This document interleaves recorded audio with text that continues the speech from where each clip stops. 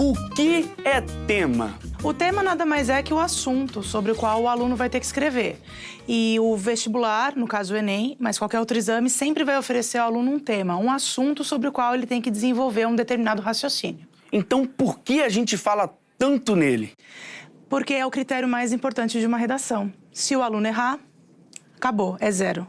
Como a gente pode descobrir o tema? Porque na prova já vem, né? Um comando e alguns textos de apoio. O comando, ele mesmo o tema. Os textos de apoio são para não deixar dúvida ao candidato. Olha, é realmente sobre isso que você tem que escrever. Mas o tema tem palavras-chave. E essas palavras-chave são essenciais para o aluno que vai fazer a redação. Entendi. Então deixa eu chamar aqui a nossa booktuber, Juliana Cirqueira. Tudo bem, prazer. Booktuber é um termo que vem do estrangeiro, é a junção de book, que é livro, com YouTube. Ou seja, é uma pessoa que fala sobre livros no YouTube. Então a gente fala sobre os livros que a gente recebeu, que a gente comprou, que a gente leu, que a gente pretende ler. Então, geralmente, um booktuber fala de literatura em geral no YouTube. Professora, a prova tá ali, entendeu? O tema tá ali no enunciado e tudo mais, mas tem algumas palavras-chave, tá certo? Tá certo. Tem sim. Então, por exemplo, o último Enem, que foi o Enem 2015. O tema era a persistência da violência contra a mulher na sociedade brasileira. O aluno, para atender ao tema, tinha que ter percebido que a palavra persistência era essencial. Se ele falou sobre violência, mas não construiu um raciocínio que prezasse pela persistência, ele não atendeu o tema da forma como o corretor do Enem tinha a expectativa que ele atendesse. E a gente tem um vídeo que fala justamente da questão do Enem do ano passado, 2015, e a gente vai ver agora. Tudo bem? Vamos lá. Roda aí, Renatinho. Fala, rapaziada, tudo bom?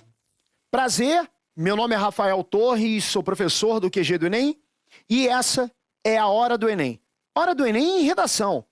A gente está falando de uma parte do processo seletivo muito importante com vistas à aprovação, e para que nós tenhamos o melhor resultado possível nessa parte da prova, é necessário que entendamos como funciona a banca avaliadora, o que ela nos exige, quais são as suas características principais. E não existe melhor caminho para isso do que analisar o que essa prova já cobrou, o perfil que ela construiu ao longo dos anos. Ano passado, entretanto, alguns detalhes a mais chamaram a atenção e para que o seu resultado esse ano seja o melhor possível, convém observar com muita cautela que experiências o Enem trouxe para a gente em 2015. Dá uma olhada.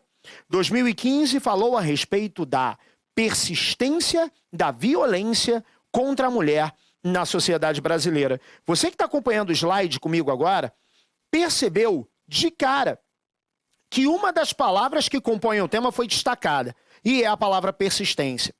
Por que a palavra persistência foi marcada? Porque no ano passado foi nítida a prioridade dos candidatos a outros termos do tema que não persistência. E quando o candidato teve a capacidade de perceber a importância da palavra persistência, ele produziu, consequentemente, um texto muito melhor, que, na verdade, deveria se referir não à violência que ocorre, mas que vem ocorrendo. E para que essa abordagem pudesse ser a mais completa possível, um outro termo desse tema poderia ter sido explorado. Fecha lá, eu estou falando de que termo? Do termo violência. Talvez a nossa história de contato com a língua faça com que percebamos mais a violência num nível corporal do que em outros caminhos, aspectos, possibilidades. Uma vantagem no ano passado que o candidato bom teve foi a de expandir a sua abordagem.